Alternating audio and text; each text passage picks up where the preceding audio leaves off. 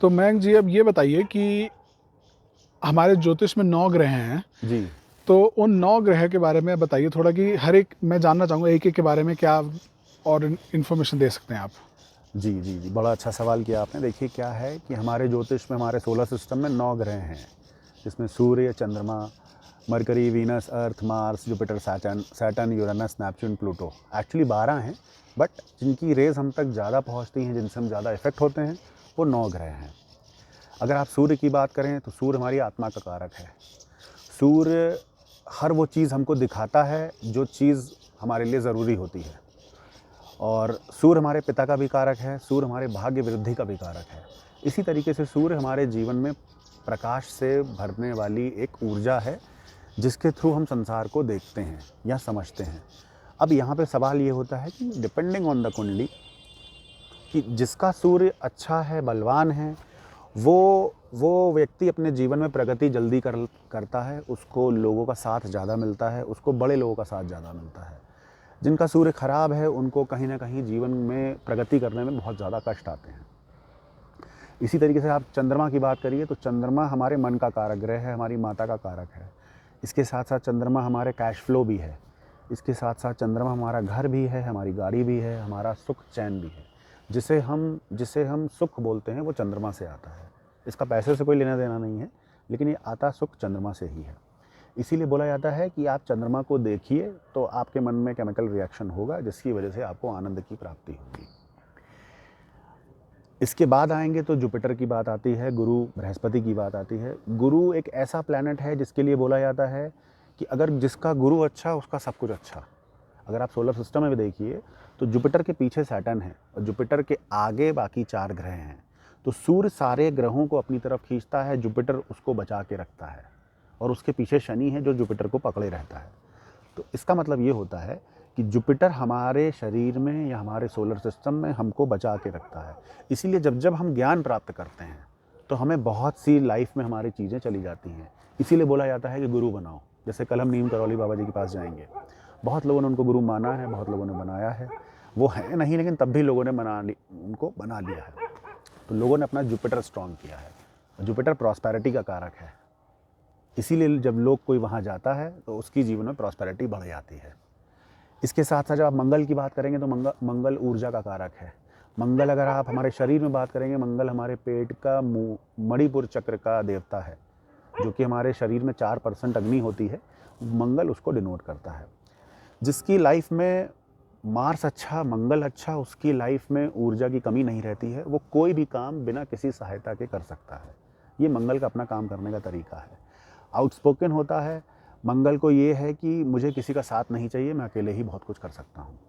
इसमें थोड़ी सी एडमेंट भी आता है, बहुत जल्दी एग्रेसिव होने की चीज़ें भी आती हैं। आप शनि पे आएंगे तो शनि के बारे में देखिए, जितना बोला जाए उतना कम है। कहने को सूर्य के पुत्र हैं, लेकिन अगर आप ध्यान से देखेंगे तो शनि वो अंधकार है जो कि अनंत ब्रह्मांड में है। यानी कि शनि हर जगह है। जहाँ जहाँ सूर्य नहीं होगा वहाँ वहाँ शनि होगा। तो जब भी हम अंधेरों में होते हैं वो शनि है। इसीलिए देखिए, जब सूर्य आता है तो शनि चला जाता है। जब शनि आएगा यानी जब रात आएगी तो सूर्य चला जाएगा।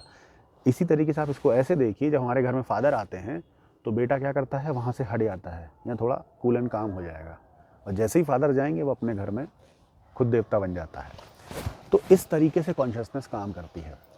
शनि इसके साथ साथ जितनी भी लग्जरी है, जितनी भी ज़मीन के अंदर से निकलने वाली चीज़ें हैं, वो सब शनि के पास हैं। शनि उनका देवता है। तो जहाँ जहाँ ब्लैकनेस है, जहाँ जहाँ गहराई है, जहाँ जहाँ कुछ नहीं है, जहाँ सूर्य की रोशनी नहीं है, वहाँ शनि काम करता है।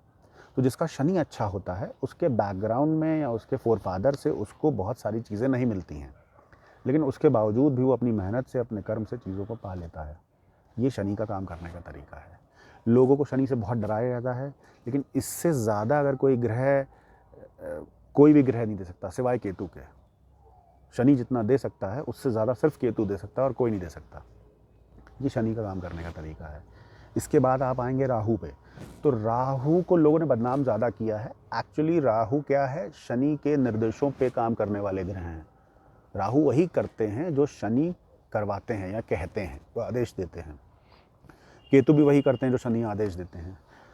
एक्सक्यूज मी, अगर आप एक सांप को देखेंगे तो पूरे सांप को शनि माना गया है। सांप का जो मुंह है दैट इज राहु, सांप की जो पूंछ है दैट इज केतु। तो काटता राहु है, अगर आप उसकी केतु की पीठ पे पैर रख देंगे तो, लेकिन वो पूरा का पूरा शनि है। तो राहु केतु करते वही हैं जो शनि का निर्देश होता है। इसी तरीके से राहु आपका इल्यूजन भी है, राहु डिल्यूजन भी है, राहु आपको इस मोह माया में फंसाता भी है, राहु स्पेस का कारक भी है। तो जो हमारे गले में विशुद्धि चक्र होता है ये स्पेस है। हम यहाँ से जो भी खाते हैं यहाँ से रुकता नहीं, नीचे निकल जाता है। जब रुकता है तब क्या होता है, इंसान डेड हो जाता है। तो डेड तब तक नहीं है जब तक राहु सही काम कर रहा है, इसलिए राहु फेस का भी कारक है। तो इसके साथ साथ अगर आप केतु पे आएंगे तो केतु हर वो जगह है जहाँ पे राहु और शनि खत्म हो जाते हैं, वहाँ से केतु होता है। केतु स्पिरिचुअलिटी भी है, इसीलिए स्पिरिचुअलिटी का कोई सर पैर नहीं है। अगर कोई भक्त है किसी का तो है ना, वो इस बात को प्रूव कर सकता है ना सामने वाला कर सकता है। तो जो लोग लॉजिक ढूंढते हैं भक्ति में, वहाँ पे केतु कहता है भैया मुझे कुछ नहीं कहना, तुम्हें जो समझना है समझो, मैं अपनी भक्ति में लीन रहूँगा। तो इस तरीके से ग्रहों का अपना काम करने का तरीका है। इस तरीके से सारे ग्रह काम करते हैं। जिसकी कुंडली में जो ग्रह प्रोमिनेंट होता है वो बंदा उस ग्रह से ऊर्जा लेकर अपने काम को करवाता रहता है। नमस्कार। धन्यवाद। कौन आ